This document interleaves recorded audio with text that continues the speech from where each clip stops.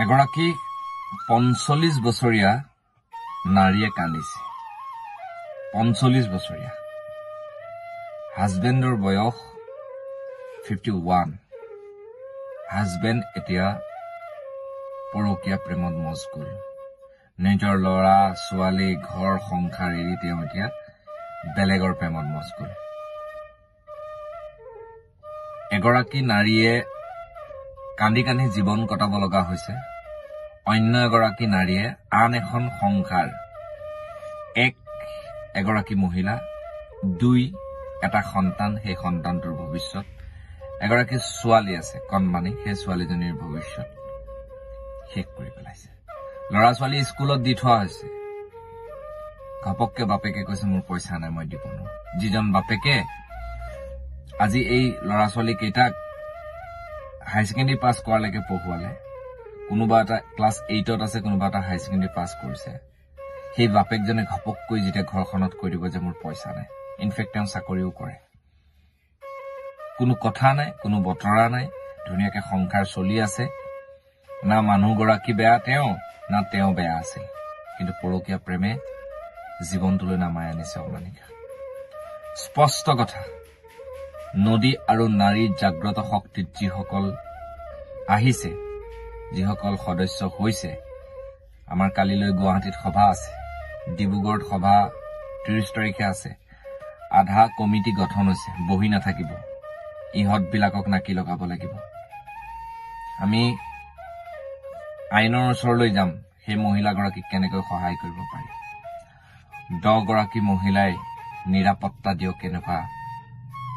দুৰ্ভগীয়া মহিলা মোৰ এইটোৱে অনুৰোধ এই কাৰণেই নাৰী আৰু নদীৰ জাগ্ৰত শক্তিৰ জন্ম হৈছে কিমান দুখ লগা কথা চাওকচোন গোটেই জীৱনটো একেলগে থকা মানুহ এজনৰ লগত ঘপককৈ যদি কৈ দিয়ে 45 বছৰ বয়সত 50 বছৰ বয়সত পৰকীয়া প্ৰেম কৰি সংসাৰখন শেষ কৰা মানুহজনৰ মানসিকতা আৰু আজি সমাজখনৰ মানসিকতা আৰু সেই গৰাকী নাৰীও কেনেকুৱা ধৰণৰ নাৰী হ'ব তেনেকুৱা নাৰীক যদি নাৰী আৰু নদীৰ জাগ্ৰত শক্তিৰ মানুহে ধৰে তাত যদি আমাৰ কিবা অপৰাধ থাকে থাকক আমি কোনো কথাই মানি নলওঁ এইটো তুমি যদি ইমান দিন এখন সংসাৰ কৰিলা এতিয়া তুমি বেলেগ এজনী মানুহ পাই সংসাৰ সকলো মানুহ বেয়া হৈ গ'ল উপযুক্ত প্ৰমাণ আমি বিচাৰি আছো আৰু এটা ভিডিঅ' দিয়াৰ লগে লগে অলমোষ্ট এটা কাম সাকসেস হৈছে তেওঁ ভয় খাইছে আৰু তেওঁ কৈছে যে মই এনেকুৱা নকৰো ভাল লাগিছে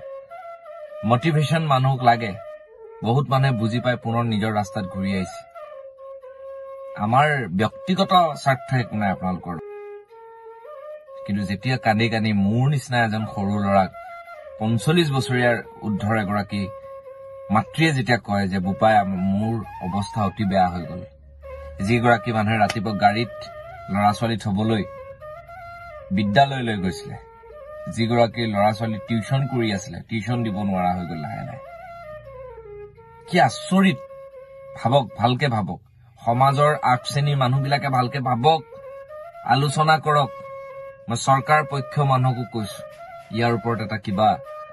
আপোনালোকে মাননীয় হিমন্ত বিশ্ব শৰ্মা ডাঙৰীয়া কিবা এটা আনক নহলে গোটেই জীৱনবোৰ নষ্ট হৈ গৈছে যাৰ যি মন তাকে কৰিবলৈ লৈছে তোক বেয়া লাগিছে তই গুচি যা তোক ভাল লাগিছে তই আহি ঘৰত সোমাই দে এটো কেনেকে সম্ভৱ হ'ব এখন সমাজত আমি সনাতনী আমি হিন্দু আমাৰ এনেকুৱা হ'ব নালাগে এনেকুৱা আমাৰ ই আমাৰ আদৰ্শ নকয় গতিকে মই বিনম্ৰতাৰে কম আৰু যিসকলে সুধি আছে নদী আৰু নাৰী জাগ্ৰত শক্তিত এড কেনেকৈ 8638290117 নম্বৰত আপোনালোকে হোৱাটছআপ কৰিব জিলা আৰু আপোনালোকৰ ঠাই আৰু সংগঠনৰ প্ৰত্যেকগৰাকী সদস্যক কৈ দিছো কোনো দিন এটাও যদি দুৰ্নীতি এটাও যদি কিবা খেলি মেলি পাও লগে লগে অব্যাহতি দিয়া হ'ব ইয়াত যদি কোনোবাই ভাবে যে ওয়ান ম্যান আৰ্মি কৰিব গৈছে ইয়েস ওয়ান ম্যান আৰ্মি বুলি ভাবিলক যে মোৰ নেতৃত্বতে কাম কৰিব লাগিব মই আদৰ্শ লম আপোনালোকৰ উপদেশ লম কিন্তু নেতৃত্ব মোৰে হ'ব লাগিব